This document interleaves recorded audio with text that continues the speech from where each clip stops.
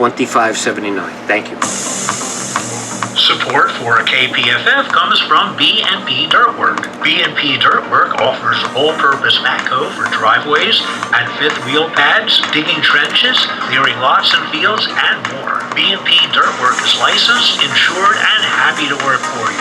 More information at 702-540-0961. That's 702-540-0961.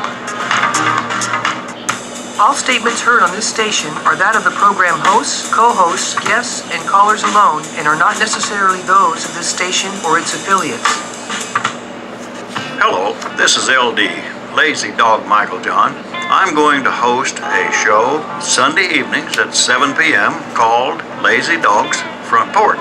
Why don't you come on by, crawl up on the porch, pull up a chair, and join me. We're going to have a good time. We're going to chat about this and that, everything else. We might even become interesting. We'll just see where it goes. Sunday night, 7 p.m. on KPFF.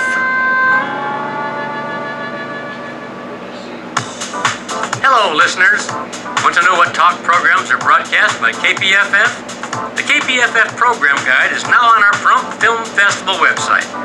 If you want to see what's coming up this week on KPFF, just go to www.prumpfilmfestival.org. As programs are added or changed, so will the guide. That's www.prumpfilmfestival.org for the best talk programs in Pahrump. This is 97.7, Pahrump's community radio station. And welcome back.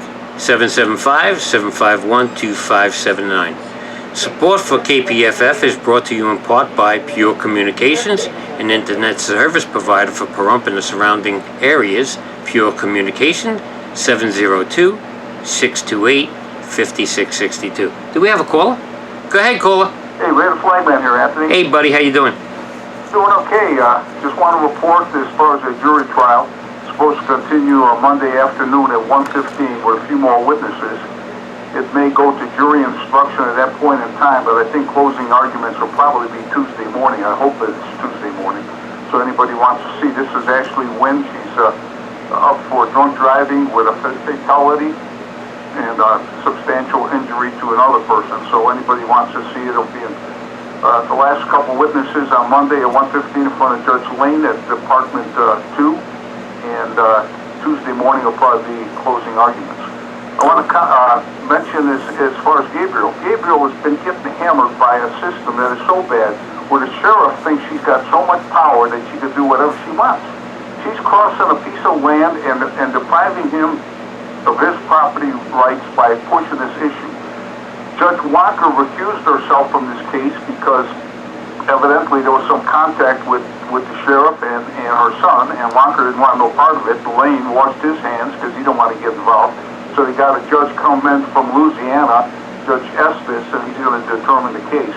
But this is ridiculous what's going on. Well, I tell you what happened in the courthouse the other day with Gabriel. I don't think anything with him should be in Nye County anymore. The venue needs to be changed. And actually, I think after what was testified on, it's going to have to go to a federal court. Anything that has to do with him now is going to have to go to federal court, because after I talked to Vinny, and I had talked to you, I talked about this earlier, and now what was done, and I don't know if these are the right words, but if what he testified to is being investigated, she's looking at a conspiracy to murder. Yeah, what he testified, I know what he had told me, what had happened, and if it actually happened that way, yeah, she would be in some big She'd trouble. be in. That's what I see. She would be. Go ahead. Could be locked up for conspiracy to murder. The cops who didn't tell the truth on the stand. Now we're talking about Brady cops. You're talking about somebody from the outside. I'm not talking about Vegas FBI. I'm talking about Washington FBI come in here, and Gabriel will have done 90% of the cleanup to this community. And I applaud him for standing up, because we can't get anywhere no matter what we do. 9 years of programming, going after people, writing letters. They just cover it up. That is a corrupt criminal enterprise. Yeah, it certainly is. Hey, I don't know who told me this, something at the commission meeting, something about vagrancy, that they're gonna arrest people at the park after a certain time, that, like the commissioners passed something as far as vagrancy. Have you heard about this, or is it true, or what's going on? I heard something, a little bit about that, because I was helping set up for Leo, and they were talking a little bit. I didn't grab the whole thing, but they were saying there were a lot of complaints that people are in the park, undesirables are in the park, while people are there, families with their kids, young kids and stuff. So I think they either trying to pass something, or they did. I didn't catch the whole thing. I was actually... Tony DeMeo was back in the vagrancy ordinance for the town. Right. And I forget what the number was. And I complained about it because it was just about anybody that was in a place like living in the desert, boom, they're going to grab them. They're going to hook them up and everything. And if they were, if there was any panhandling, they would lock them up and everything else. And I think the town passed it. I think there's a town ordinance to that effect. But now it would be, I guess, a county ordinance if the commissioners passed it. That's what I'm hearing. Well, it all depends if the commissioners are acting as the Nye County Commission, or they're acting as the commission for the town board, because they do both. There's, like, during the meeting, what it'll do is the person who's the chair of the commission will turn around and move that now we're gonna do town business, and then there's a chairperson for the town. So, like, say, John Koenig is in charge while they're doing commissioner stuff, then maybe Leo might be in charge of something that has to do with roads, or Donna Cox might be in charge of something that has to do with the town board. So each commissioner is in charge of that commission.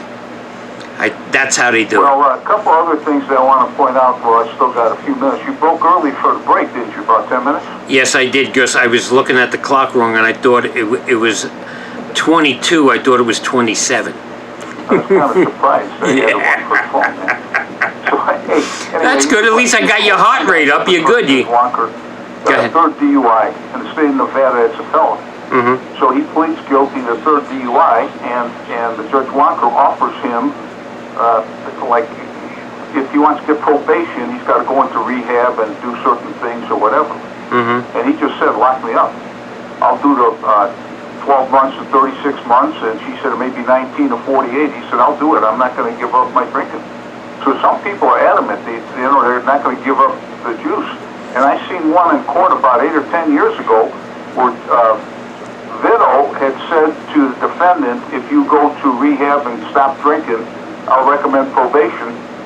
And the guy said, I ain't giving up my beer. Lock me up. Well, 19 to 48 months. His first name is Ron. I won't give his last name. And, but I was amazed. I mean, you get probation. I guess that Pruno must be pretty good in the joint. oh yeah, they're making Pruno all the time over there, so it's no problem. But I mean, because if he's on probation, they're going to catch him and lock him up.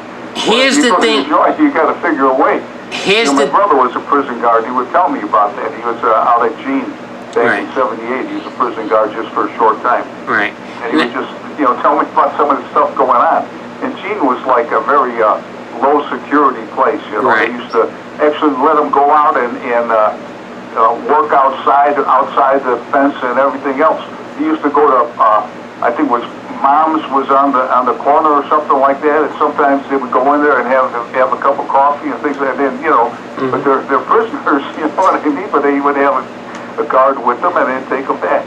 Those were the good old days, I guess. Yeah, right. And some of these shows that I'm thinking about, the way Trump used to be, just like you mentioned on your show, and Lazy Dog had a guy named Wynn on his show. When I got out here, there were only 2 cops, and it was nice. And there were only 2 jail cells, and those jail cells were in, like, where the planning is now, 160, the 2 jail cells. And you got your driver's license or your license plates right there at the same building. They had a counter, and so everything was in that small building. It was a nice place to live. Now you got to jump through every hoop. You need a permit for this. You need an okay for that. It's just like all of a sudden now, it's not as 1% as good as it was 41 years ago. And it was actually good in '98 when people who have been out here for a long time can attest to that. Well, So that's one of the few things when you got someone like, I'm a true local, I've been here just about forever. right, And that's just some of the things that are going on. right. Well, I'll tell you, when I was working in T-Town in '99, I was a dealer there, and I'm dealing blackjack, and this guy is ossified, okay? And he falls off the chair, and they pick him up, they put him back on the chair, and he's still playing. They bring him another drink and everything. He finishes the drink. He says, well, I'm going to go home. And everybody says, have a good night.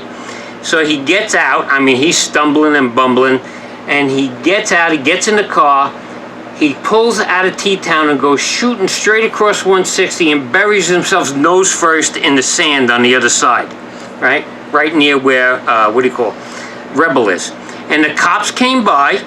They shut the car off. They threw the keys on the floor in the back seat and let him sleep it off. Now he'd be charged with reckless endangerment. He damaged property because he moved some sand crystals around, and they would just add and add and add and add. So that's what happens when government is abusing their power. I mean, didn't you remember Mayberry RFD and the guy, they had the town drunk, and he would just go, when he got drunk, he would just go sleep in the jail. Yeah, that's right. Okay?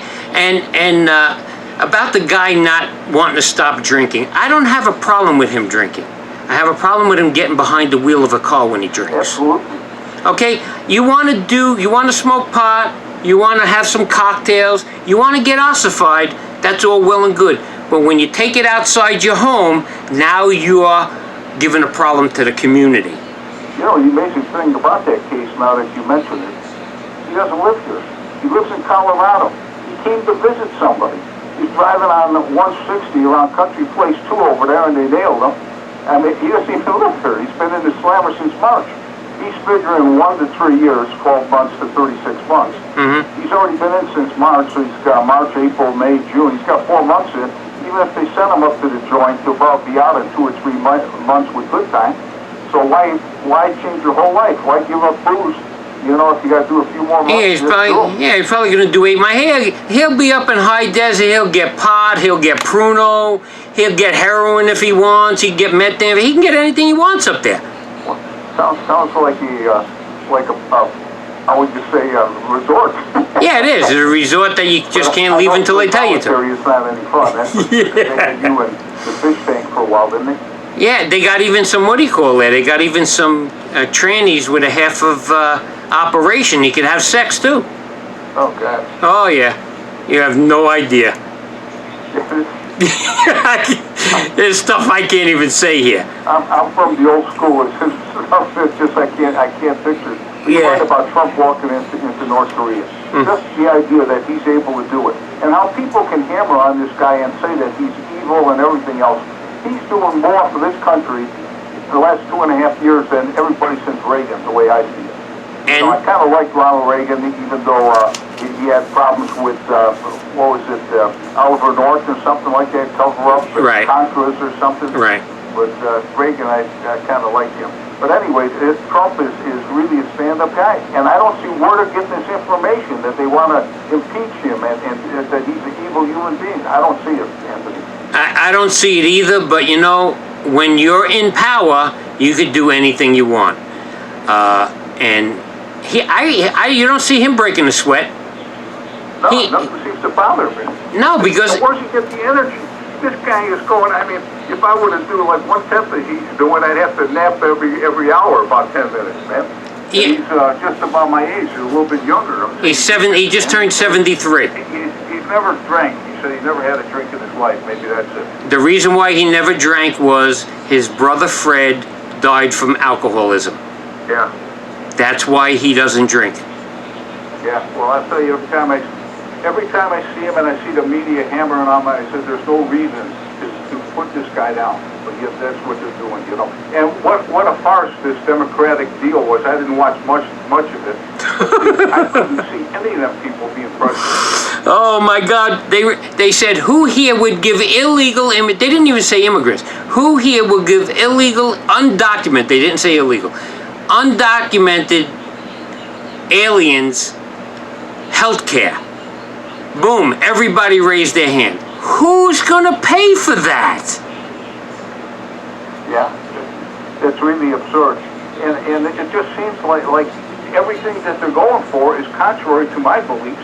Everything the Democrats are going for, all these different promises they're making, that we're going to have the green movement and everything else, to open the borders. What is that? This country would be ruined unless we close them borders. You know how to have a real green movement? You Okay. got to eat the skin from a watermelon. You'll have a green movement. All right, I'll let you get back with your show and put out the phone number again. Maybe somebody else will call. I accept Jesus Christ as my Lord and Savior. Keep the faith and power to the people, Anthony. Thanks, Listen Ray. to your show. You got a good show. Thank you. Talk to you later. Flagman, over and out. Thanks, Ray. 775-751-2579. So, as a person who believes in the Constitution, I believe that the people that are in Congress that are supposed to be Democrats, they have the right to say what they want. But when you turn around and try to convict somebody for something they didn't do, it's gonna not turn out good. And they know they can't impeach him. They know it. Okay? The situation there is they want to discredit him enough so they can get him out of office. And the reason why they don't like him is he believes in the United States and he is not a globalist. And you gotta understand, social progressive does not work unless you believe in no borders. Everything's for free for the poor people. And let me tell you something. Even Bernie Sanders, who says, I'm a socialist, said at the debate, if anybody didn't see it, that yes, he has to raise taxes on the middle class. And the reason for it is, it's still going to be cheaper for the amount of health care he's going to give them for free to raise their taxes. So, I might be a little bit stupid, but if health care is free, but your taxes have to go up to pay for it, is that really free? So you're not paying for health care, but you're paying more taxes for the health care. So instead of writing checks out to health care, you're writing checks out to another part of the government who's running your health care. Is that me, or is that somebody talking out of both sides of their face? So I really don't know. So we were talking about impeachment. Now, they only have 30 votes in Congress to impeach Trump. 30. Isn't there like over 400 people in Congress, 435 or something like that? I mean, how could you turn around and keep pushing the situation when you only got 30 votes? I don't get it. It's what I said. They're not going to impeach him. They just want to have something to talk about against him when they campaign. Go ahead, caller. Hello. Hey, go ahead, caller. Huh? Go ahead, caller. You're on the air. Oh, okay, Tony. Yeah. I was at the meeting the other night that Leo put on. Okay. And I'll tell you one thing right now. I'd like to see the rest of the commissioners do what he did. Is your radio on in the background?